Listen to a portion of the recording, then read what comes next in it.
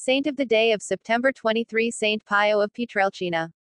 The fate of the chosen souls is to suffer, said Saint Pio of Pietrelcina, 1887–1968, born Francesco Forgione, and raised in a devout family that recited the Rosary together every evening.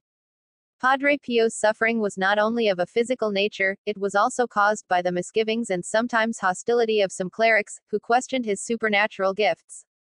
In 1931 he was even banned from exercising any ministry, with the exception of Mass, which he could only celebrate in an internal chapel and without any of the faithful.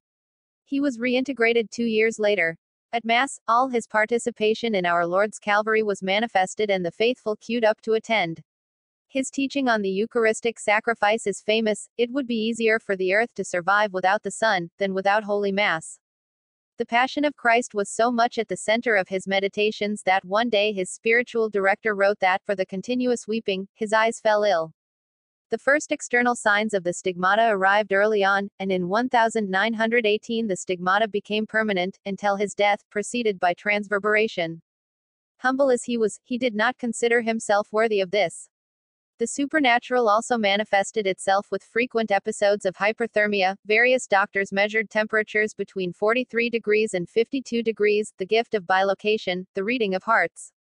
Many witnesses told that Padre Pio knew in advance the sins that were confessed to him. He spent most of the day in the confessional, and with the penitents he could show gentleness or rigor, but his aim was always the same, the salvation of souls. In addition to the part of the clergy who opposed him, there were many men of the Church who admired him and knew him well. One of these was the Archbishop of Manfredonia, Andrea Cicerano, who reassured his friend John XXIII about him in a conversation. Praised be God! The Pope finally exclaimed, happy to know of the authentic holiness of Padre Pio, about whom he had heard slanders.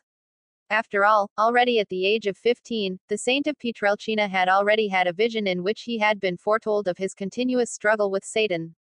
When he was asked if there was a shortcut to paradise, he answered with certainty, yes, it is Our Lady. Padre Pio was both beatified, 1999, and canonized, 2002, by Pope John Paul II. Patron of adolescents, civil defense volunteers.